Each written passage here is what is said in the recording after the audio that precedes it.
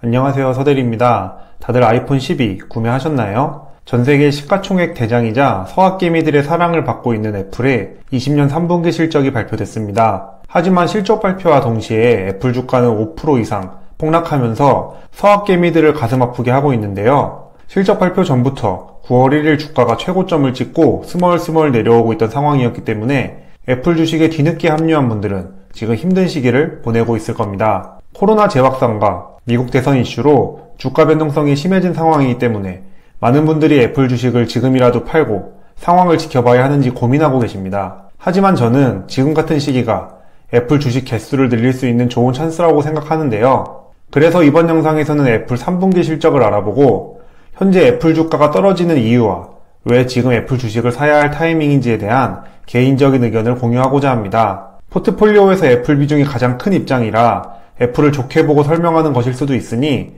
영상 보시고 반대 의견이나 잘못된 내용이 있다면 댓글로 말씀해 주시면 감사하겠습니다.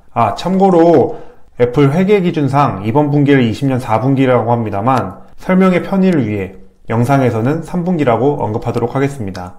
먼저 애플의 3분기 실적부터 살펴보도록 하겠습니다. 매출은 647억 달러로 전년 대비 1% 증가했지만 당기순이익은 127억 달러로 전년 대비 7% 감소했고 EPS도 0.73달러로 전년 대비 4% 감소했다고 발표했습니다. 영업이익도 전년 대비 5% 감소한 148억 달러를 기록했는데요. 보합이긴 하지만 매출은 조금 늘었는데 영업이익은 줄었으니 3분기 애플 영업이익률은 당연히 감소했네요. 이번 분기 애플 영업이익률은 22.8%로 전년 대비 1.6%포인트 떨어졌다고 합니다. 다만 애플의 영업이익이 감소한 이유가 제품의 수익성이 아니라 제품의 영업비용이 증가한 원인이 커 보입니다. 새로운 제품들이 출시될 예정인지 R&D 비용이 전년 동기간보다 21% 증가했으며 판관비도 8% 증가했기 때문이죠. 판관비 같은 경우는 아마도 올해 2분기 팬데믹으로 셧다운이 되었다가 3분기부터 다시 영업을 재개하면서 비용이 증가한 게 아닐까 하네요. 즉, 매출 총이익률은 거의 유지된 상황에서 영업비용의 증가로 인한 현상이기 때문에 애플 제품의 경쟁력이 훼손됐다거나 하는 걱정을 할 필요는 없어 보이네요. 크게 신경 쓸 문제는 아니라고 생각합니다. 전년 대비 EPS가 감소하긴 했지만 애플의 3분기 실적은 시장 기대치를 상회했습니다. 매출은 2%, EPS는 4% 정도 상회하면서 시장의 기대에 부합했죠. 참고로 애플은 전세계 시총 1위 근본주답게 올해 코로나 팬데믹 시기에서도 시장 기대치는 항상 상회하는 좋은 퍼포먼스를 보여주고 있습니다. 실적이 막 좋진 않지만 그렇다고 컨택트주들처럼 실적이 폭망한 것도 아니고 시장 기대치에 부합하는 실적을 발표한 애플인데 주가는 왜 이리 떨어지고 있는 것일까요?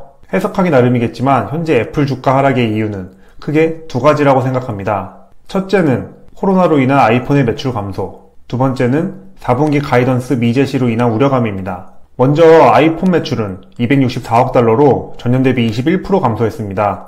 전년에는 애플 전체 매출의 절반 이상을 차지하던 아이폰이 코로나로 인해 신제품 출시가 지연되면서 매출이 감소한 것이 영향을 미쳤죠. 원래 아이폰 신제품이 9월에 출시됐었는데 이번에는 10월 넘어서 발매됐습니다. 신상이 10월에 출시된다고 하니 진짜 급한 분이 아니라면 아이폰을 이 기간에 살 이유가 없어졌겠죠. 코로나로 인해 아이폰 매출은 감소했지만 그래도 다행히 다른 제품군들이 아이폰 매출을 커버해줬는데요. 모든 제품군이 두 자릿수 이상 성장을 했습니다. 우선 코로나가 지속되면서 언택트 라이프를 위한 맥과 아이패드 매출이 떡상했습니다.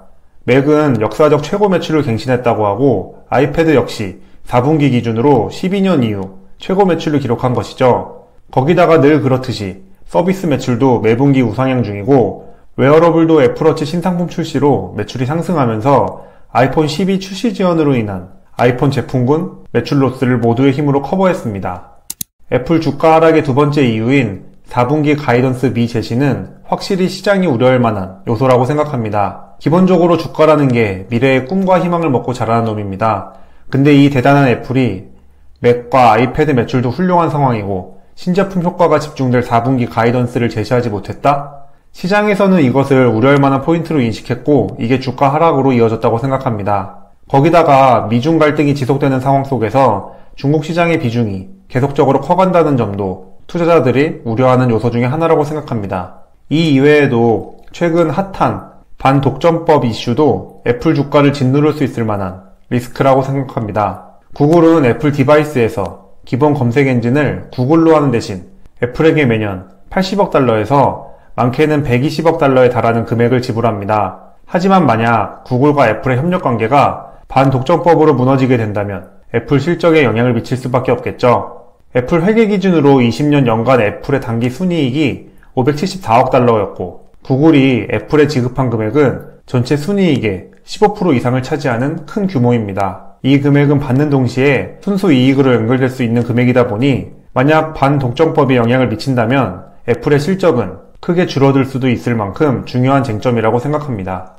앞에서 살펴본 것처럼 악재들이 계속 발생하고 있다 보니 애플 주가는 현재 전고점 대비 19% 정도 떨어진 상황입니다. 그렇다면 악재가 많기 때문에 애플 주식을 팔고 관망해야 할까요? 얼마나 더 떨어질지는 알 수 없지만 저는 이런 시점이야말로 애플 주식을 꾸준히 추가 매수해도 될 타이밍이라고 생각합니다. 그럼 지금부터 그렇게 생각하는 제 나름의 이유 3가지를 이야기해 보도록 하겠습니다. 첫 번째는 신상 아이폰인 아이폰 12의 매출이 폭풍 상승할 것 같다는 점입니다.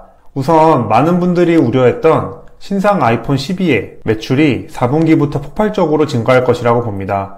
예전에는 3분기와 4분기에 걸쳐서 신상 아이폰 매출이 발생했다면 이번에는 아예 4분기에 집중될 것이기 때문에 더욱 높은 성장률을 기대해 볼 수 있을 것 같습니다. 거기다가 첫 5G용 아이폰이라는 점도 포인트죠. 실제로 한국뿐만 아니라 전 세계적으로 벌써부터 폭발적인 판매가 이뤄지고 있다는 얘기가 들리는 것을 보니 4분기 실적을 기대해봐도 좋을 것 같습니다.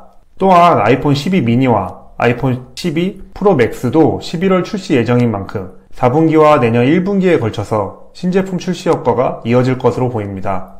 그리고 아이폰 실적과 관련돼서 기대되는 포인트는 또 있습니다.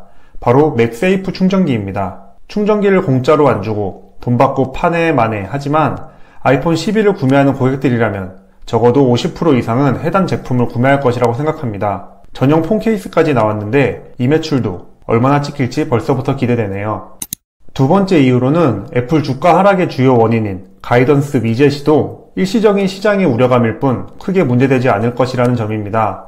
일단 코로나가 기승을 부리기 시작한 20년 초부터 애플은 3개 분기 연속으로 가이던스를 제시하지 않고 있습니다. 하지만 주가는 어땠나요? 괜히 연예인이랑 애플은 걱정하는 게 아니라는 말이 있는 것처럼 애플 주가는 알아서 잘 올라갔습니다. 또한 유럽 재봉쇄 등 코로나로 인한 불확실성이 확대되고 있기 때문에 가이던스만 제시하지 않았을 뿐 어닝콜 내용을 자세히 보면 애플의 자신감이 느껴집니다. 직접적인 숫자를 제시하지는 않았지만 아이폰의 나머지 사업부는 두 자릿수 성장을 전망한다고 밝혔기 때문인데요. 거기다가 아이폰 12 출시가 늦었지만 판매 강세가 이어지고 있어서 긍정적인 반응이라는 점도 언급한 것을 미뤄봤을 때 늘 그랬듯이 4분기에 실적 서프라이즈를 한번 기대해봐도 좋지 않을까 합니다. 애플 주식을 추가 매수할 세 번째 이유는 성장하는 애플의 서비스 매출입니다. 지난 애플 영상에서도 다뤘던 것처럼 제가 중요하게 보는 애플 실적 중 하나는 바로 애플의 서비스 매출입니다. 그 이유는 애플의 서비스 매출 총이익률이 디바이스 매출 총이익률의 약 2배가 넘는 비즈니스 모델이기 때문입니다. 기본적으로 서비스 부분의 매출이 계속 성장할수록 애플이 벌어들이는 돈의 규모와 효율성 모두 좋아질 수밖에 없는 구조인데 바로 이 서비스 매출이 매년 쭉쭉 성장하고 있습니다. 매출 총이익률은 유지하면서 말이죠. 이번 분기 서비스 매출은 145억 달러로 역대 최고치를 기록했으며 매출 총이익률도 66.9%로 전년 대비 2.8%포인트나 개선된 숫자입니다. 디바이스들이 많이 팔릴수록 애플의 서비스를 이용할 확률이 높아지고 애플의 수익률은 더 좋아지는 선순환 구조인 만큼 애플에 투자하시는 분들이라면 이 서비스 매출과 서비스 사업을 꾸준히 모니터링해야 한다고 생각합니다. 더 좋은 점은 애플 전체 매출이 성장하는 와중에 서비스 매출 비중도 점점 더 커지고 있다는 것입니다. 디바이스 매출이 서비스 매출로 전환돼도 애플의 이익이 기본적으로 늘어나는 구조인데 매출과 이익이 모두 성장하고 있다는 점만 봐도 애플 주식이 조정받을 때마다 매수할 만한 좋은 이유가 된다고 봅니다. 애플원이라는 구독형 묶음 서비스도 10월 30일부터 출시한 만큼 서비스 부분이 아직 확장할 여지가 많다는 점을 생각했을 때 애플이 벌어들일 돈은 앞으로도 점점 늘어날 것이라고 생각합니다. 추가적으로 한 가지 이유가 더 있긴 하지만 이건 행복 회로가 좀 돌아가는 내용이라 가볍게만 들어주시면 감사하겠습니다. 그건 바로 구글의 반독점법 이슈가 장기적으로는 애플의 수익 구조를 더욱 확장시킬 수 있는 계기가 될 수도 있다는 점인데요. 구글이 반독점법으로 철퇴를 때려맞아 애플에게 금액을 지불할 수 없는 구조가 된다면 당장 애플 실적에게는 악재일 수밖에 없습니다. 하지만 만약 애플이 검색 엔진을 자체적으로 운영한다면 어떨까요? 그리고 그게 구글이 누리던 디지털 광고 시장을 장악할 수 있다면 어떨까요? 실제로 애플은 자체 검색 엔진을 실험하고 있다고 합니다. 만약 이게 구글처럼 편리하고 애플 디바이스에서 구글보다 더욱 잘 활용할 수 있다면 애플은 디지털 광고와 검색 엔진 시장에서마저 영향력과 존재감을 가지게 되지 않을까 싶습니다. 이 내용은 말씀드렸던 것처럼 아직까지는 행복회로 구간이라는 점 다시 한번 참고해주세요.